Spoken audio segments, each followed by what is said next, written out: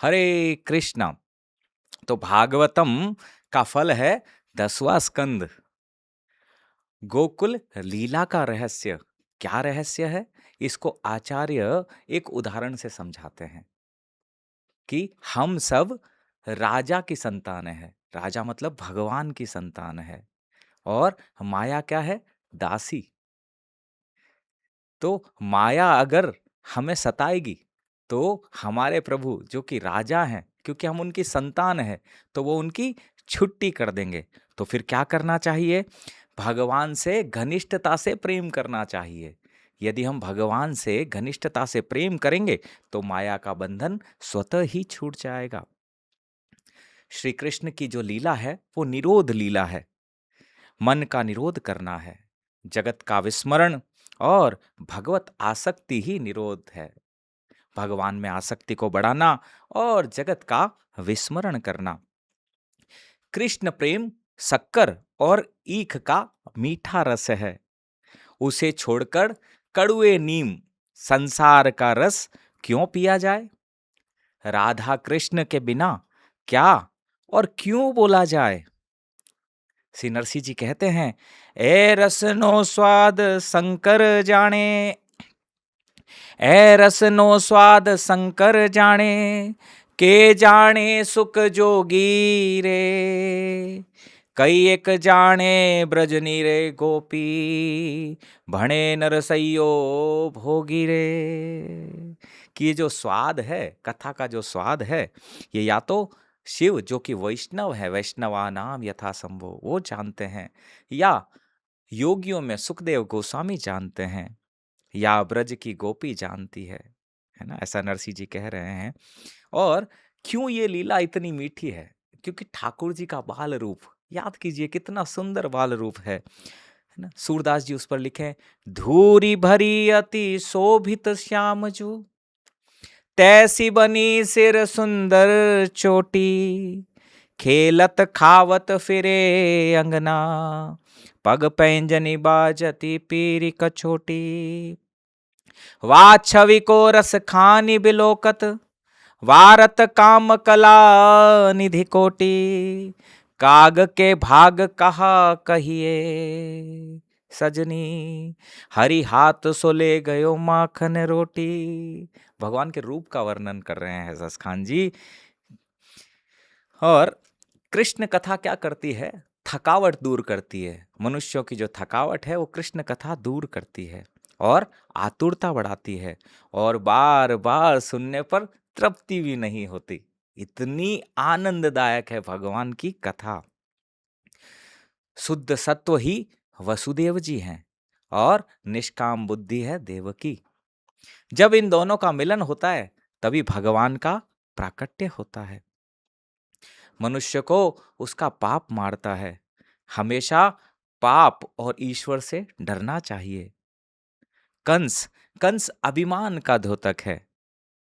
वह जीव मात्र को बंद किए हुए है। हम सबको बंद किए हुए हैं अभिमान, कि मैं ये शरीर हूं, ये शरीर से संबंधी जन मेरे हैं, ये मेरा राष्ट्र है, ये मेरा कुल है। ये सब अभिमान रूपी बंधन है।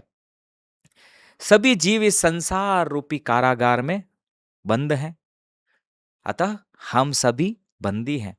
जीव जब तक काम के अधीन है तब तक स्वतंत्र नहीं है।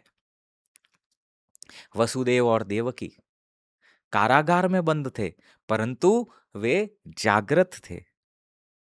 जीव कारागार के एकांत में सोया रहता है, और संसार में जो जागता है वही भगवान की कृपा प्राप्त करता है।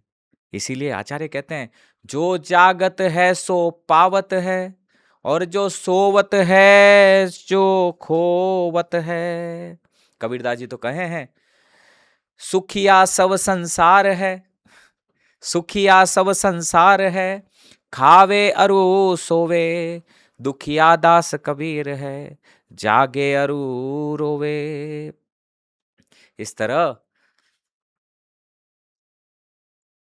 वसुदेव जी और देवकी के यहाँ भगवान का प्राकट्य होता है, क्योंकि शुद्ध सत्व है वसुदेव जी और देवकी जी निष्काम बुद्धि है। जब बुद्धि निष्काम हो जाती है और शुद्ध सत्व में ही व्यक्ति स्थिर रहता है, तभी भगवान का प्राकट्य होता है। फिर आगे क्या होता है? आगे योग माया का आगमन होता है और वो 7वें गर्भ को रोहिणी माता के गर्भ में स्थापन करती है। रोहिणी सगर्भा हुई और दाऊ जी प्रकट हुए। भाद्रपद शुक्ल एकादशी के दिन बलदेव जी का प्राकट्य हुआ। बलदेव जी शब्द ब्रह्म का रूप है, नित्यानंद प्रभु गुरु तत्व। गुरु क्या करता है? शब्द देता है। रैदास जी मीराबाई को बोले, शब्द निशानी लगन प्रयास। शब्द निशानी, तो बलदेव जी शब्द ब्रह्म है और पहले शब्द ब्रह्म आता है, फिर पर ब्रह्म आता है। यही गुरु हमें पहले मंत्र देते हैं, हरे कृष्ण कृष्ण कृष्ण हरे हरे, हरे राम राम राम हरे हरे। इसका निरंतर अभ्यास करने से परब्रह्म भगवान कृष्ण का हृदय में प्राकट्य हो जाता है। दाऊ जी ने जन्मते आंखें नहीं खोली। यशोदा जी पौर्णमासी से कहती है कि इसकी नजर उतारो, यह आंखें नहीं खोल रहा। पौर्णमासी जी कह रही है कि लगता है ये किसी का ध्यान कर रहा है। यशोदा कौन है? यशोदा यश ददाति इति यशोदा। यदि आप यश दूसरों को दोगे और अपयश अपने पास रखोगे तो कृष्ण प्रसन्न होते हैं। और नंद जो सबको आनंद दे, वो नंद है। अब सब लोग मिल करके महर्षि सांडिल्य के पास गए गोकुल से कि महाराज आप ऐसा कुछ कीजिए कि नंद के घर में पुत्र का जन्म हो। सांडिल्य जी ने सबको उपदेश किया कि आप सबको एकादशी का व्रत करना होगा। एकादशी महाव्रत है, अन्य व्रतों की कोई आवश्यकता नहीं अगर कोई एकादशी करे। एकादशी के दिन पान सुपारी खाना और सोना निषिद्ध है, नहीं सोना चाहिए। तो क्या करना चाहिए?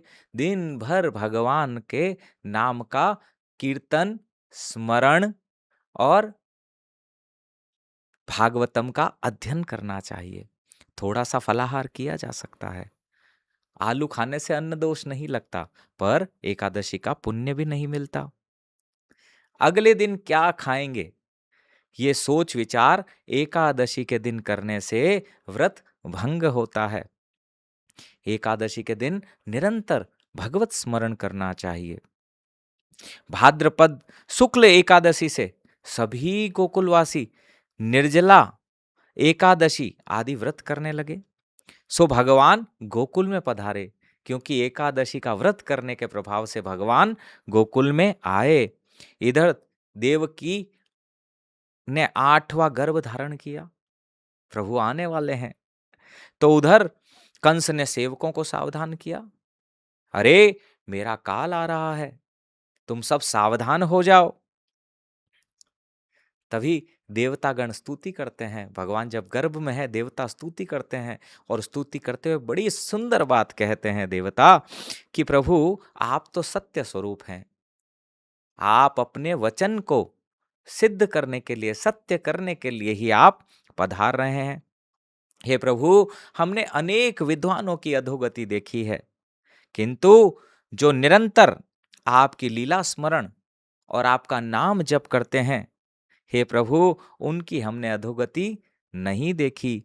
वे तो हम सब के लोकों को पार करते हुए आपके लोक में चले जाते हैं। ईश्वर के दर्शन के बिना चैन नहीं आता, अतः जीव तड़पता है और आतुर होता है और हृदय से निकल पड़ता है, दरस बिना दुखण लागे नैन। जब ते तुम बिछुड़े पीव प्यारे, कब हो न पायो चैन। हा तरस बिना दुखण लागे नैन। इस तरह देवता स्तुति करते हैं। तभी वो समय आया, वो घड़ी आया जब भगवान का प्राकट्य होने वाला था। परम शोभायमान और सर्वगुण संपन्न। घड़ी आई, चंद्र रोहिणी नक्षत्र में आए, दिशाएं स्वच्छ हुई, आकाश निर्मल हुआ, नदियों का नीर स्वच्छ हुआ, निर्मल हुआ, वन के पंछी व भंवरे गुनगुनाने लगे, शीतल सुगंधित पवित्र हवा बहने लगी। महात्माओं के मन प्रसन्न चित्त हो गए, स्वर्ग से दुंदुभियां भजने लगी, मुनिगण व देवतागण आकाश से पुष्प वर्षा करने लगे। परम पवित्र समय आ गया। भाद्र मास के कृष्ण पक्ष की अष्टमी की मध्य रात्रि का समय संपन्न हुआ और प्रभु देव की वसुदेव के यहाँ प्रकट हुए। दो छोटे छोटे हाथों वाले कन्हैया प्रकट हुए। भय प्रकट कृपाला, दीन दयाला, देवकी वसुदेव हितकारी। इस तरह प्रभु देवकी और वसुदेव के यहाँ प्रकट हुए, क्योंकि शुद्ध सत्व और निष्काम बुद्धि के यहाँ भगवान प्रकट होते हैं।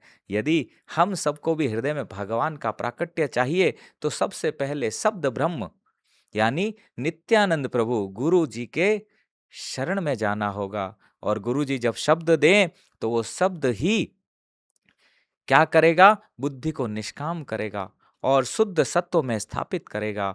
और जब शुद्ध सत्व और बुद्धि निष्काम हो जाएगी तब हृदय में भगवान का प्राकट्य हो जाएगा।